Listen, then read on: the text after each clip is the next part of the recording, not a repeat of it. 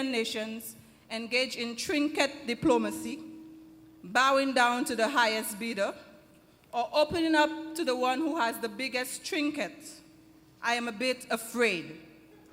And I would like to remind us that diplomacy, if it should be anything, should be war by other means, and that such prostitution of our sovereignty by any other name would not smell so sour. We are selling our passports to the highest bidder. We are selling economic citizenship or diplomacy. We are bringing all kinds of characters into our region in the name of economic diplomacy. We must guard the sovereignty of our nation, for there is no size that can be attached to sovereignty. It must be protected. We want to talk about diplomacy in the 21st century in the Caribbean sense. We've not spoken about reparations. We've not spoken about the true form of reparations. We have not engaged with the African Union in the way that we should, yet we caught those European countries. We have not engaged our people in the kind of diplomacy that we should engage them, but we are moving into new fields of 21st century ambassadors. What is the 21st century vision for diplomacy for the Caribbean? Professor Cooper, you asked the question, why isn't there an external action service for the Caribbean? But to me, if the most advanced industrialized democracies would adhere to the mandated UN contributions of development aid as they should, perhaps we would have a little reservoir of income to set up that external action service. So I am calling on those countries to follow the examples of Norway in doing so. And my final point before I'm thrown out, to our gentle brother from Nigeria. We spoke about health diplomacy. I have a question. What really was Ebola? Because from 1976 in the Congo Basin till now, when some person who had less melanin than me caught Ebola, there was no cure. And even when they found a cure, it seemed to work contrary with the melanin in our skins. We were told so, at least by the Western media, that it worked on some people and not on others. I happened to live in West Africa when Ebola broke out. I lived there. I saw it. I worked and lived with the students who suffered from there. And still I am not convinced that it is what they say it is. So I ask, was Ebola a form of Rambo diplomacy? Thank you.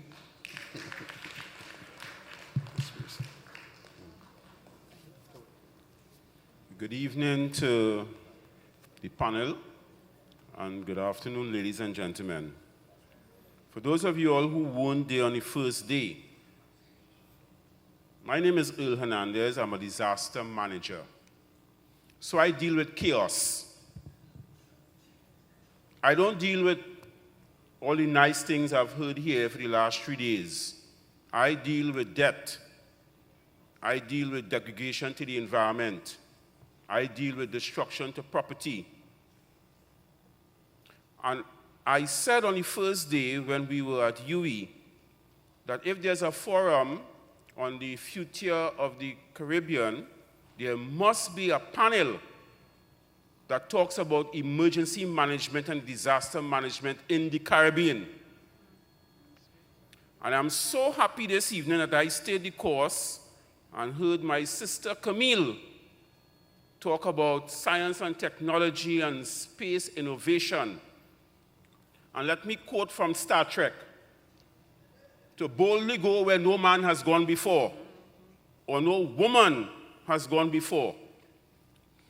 My future, I don't have a question, my future of the Caribbean come 2060 or come 2063 is that if we have a cloud formation coming across the Azores in Africa, we in the Caribbean should be able to launch our own UAV that should fly into that Columbus Nimbus cloud and be able to give us a GIS mapping of the estimated rainfall that that cloud should be able to produce from the time it hits the warm water in Suriname all the way up to Belize and Jamaica. In 2060, with the advent of science and technology, we should not have to wait for an earthquake and the shifting tectonic plates to wake us up in the night as it did in Haiti.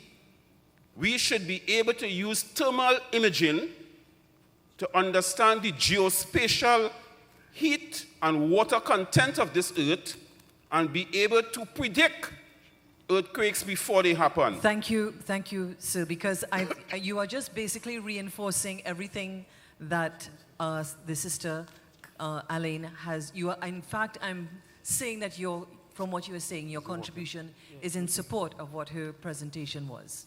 And let me say this, I have been not disruptive, but to be disruptive means that you must have empathy and you must have humbleness. And if this collection of astute people are to move forward, where do we go from here? And that question will be answered. So, thank you. Thank you. Can we have the next contribution, please, Mr. Solomon? Hello, my name is James Moss Solomon, and I'm going to be disruptive. Mr. Alain, I'd like to invite you to Jamaica. 36 years ago, the company I work for, I happened to be one of 3 persons there who formed a foundation, 1979, in the midst of gun shooting in Jamaica, initiated by politicians. And we give from our salaries, voluntarily members of staff, and the company matches it 2-to-1. We now have 5 homework centers in inner cities across Jamaica, and in December last year, we opened a STEM center.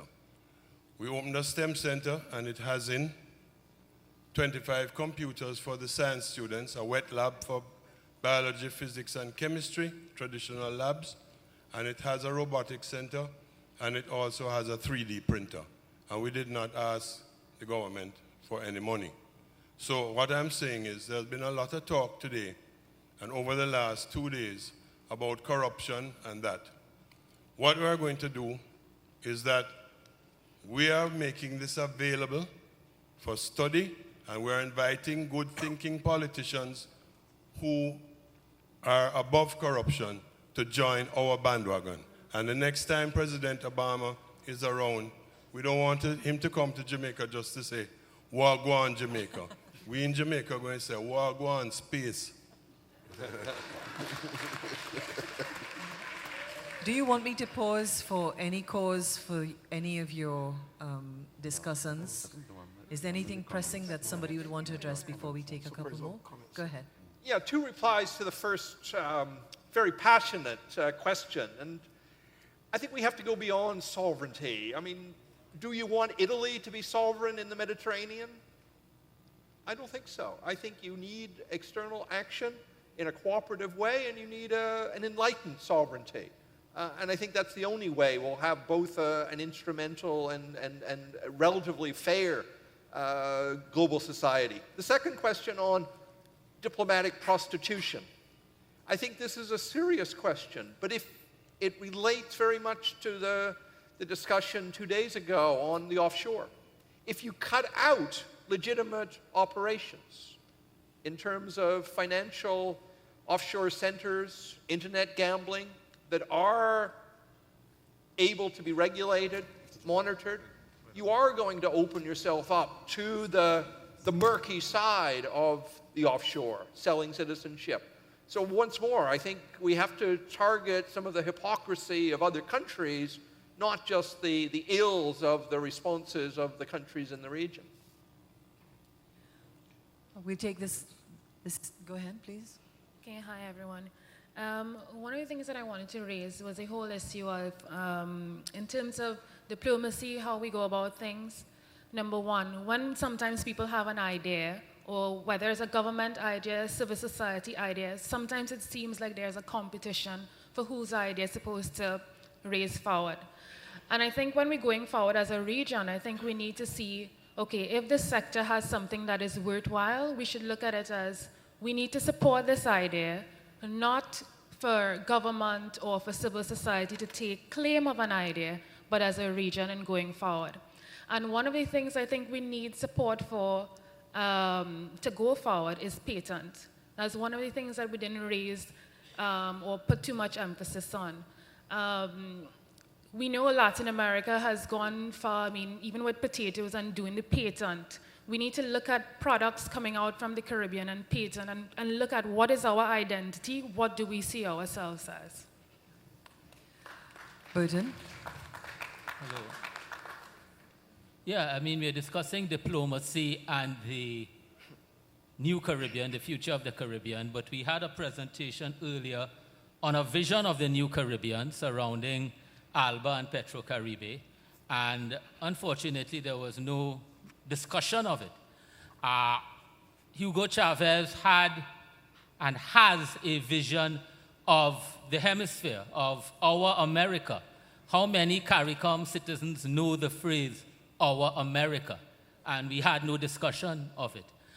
I am not saying we agree or disagree, but what is clear is that until, as a region, we decide to stop being slaves, and until we decide to disrupt the present global order in defining our own relations, our own space, the only practical outcome will be a free lunch, which I'm thankful for.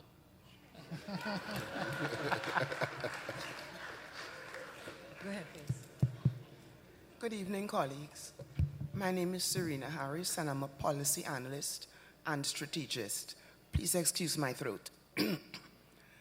I would like to make 2 points. The 2 points are 2 out of 4, and both of them concern Dr. Allen. First of all, Dr. Allen, you've not only made my day, you've made my 3 days.